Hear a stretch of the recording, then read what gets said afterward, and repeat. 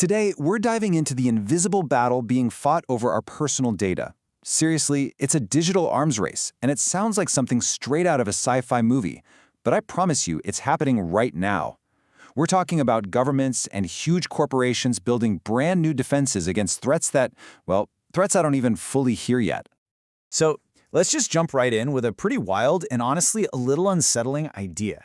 This question you're looking at, it is not a hypothetical. It's actually a brand new hacking strategy that security experts are taking incredibly seriously, and it's forcing all of us to completely rethink what it even means for our data to be safe. To really get our heads around what's happening, we're going to break this down into 4 key parts. We'll kick things off with a massive future threat, this quantum heist, and then we'll get into the really cool, multi-layered defense system that's being built to fight back. All right, first up, let's talk about the big one. There's a totally new kind of threat emerging, one that could pretty much make all of our current data protection, well, completely useless. So here's the deal. We've got these things called quantum computers. They're still in development, but one day they're going to be so ridiculously powerful that they can solve the super complex math problems that keep our data safe. You know, our encryption. We're talking everything. Your bank details, government secrets, you name it, could be totally exposed. So what are the bad guys doing about it right now? And get this isn't some theory. Attackers are doing this today. They're out there stealing massive, and I mean massive, amounts of encrypted data from banks, from hospitals, from governments, and they're just sitting on it. They're playing the long game, betting that in the future, they'll suddenly have the master key to unlock everything. This timeline just perfectly shows how patient this strategy is. This isn't about a quick score. It's about building a future treasure trove of our most private information.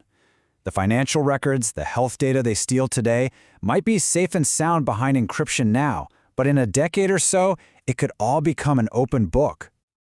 Okay, so with that scary future threat just looming out there, how are we defending ourselves today? Well, what's really fascinating is that the financial sector isn't just sitting back and building higher walls. Nope, they're actually launching their own attacks. That's right. To stay one step ahead, regulators have started these super high-intensity, totally unannounced drills. They're testing the defenses of every single financial institution. You can think of it like a surprise fire drill, but instead of checking the emergency exits, they are sending elite hackers to try and break into the digital vaults. So how on earth does this work? They are literally fighting hackers with hackers. But these are the white hats, the good guys, who use their skills to find security holes before the bad guys can. And that word blind is so important. It means the banks have absolutely no idea when or how the attack is coming. This whole 4-step process is basically the ultimate stress test.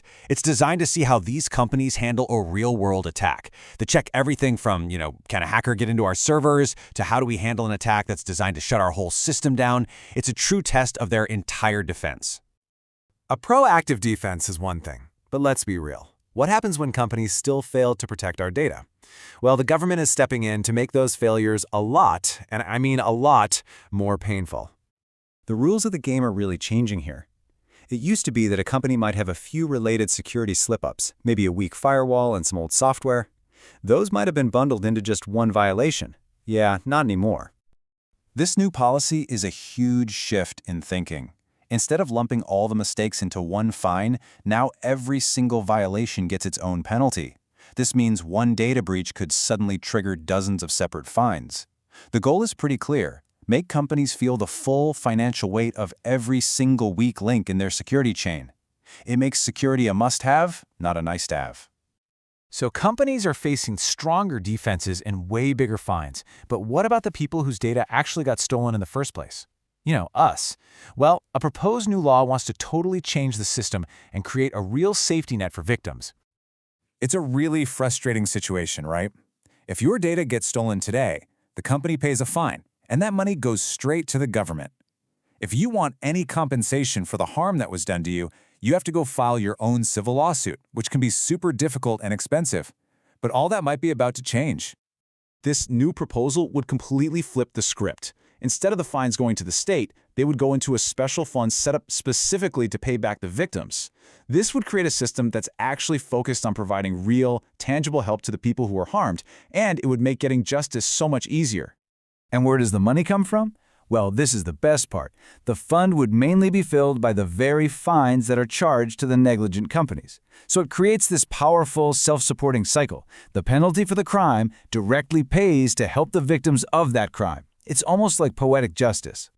So when you put this all together, it's pretty clear we're watching this massive multi-front response to a threat that's evolving every single day. From these proactive hacker drills and much bigger fines, all the way to planning for quantum-level attacks in the future, it really is a digital arms race. Our defenses are getting smarter, for sure, but so are the threats, which leaves us with one final, really important question. Are we actually doing enough to build a future where we can truly trust our digital lives to be safe?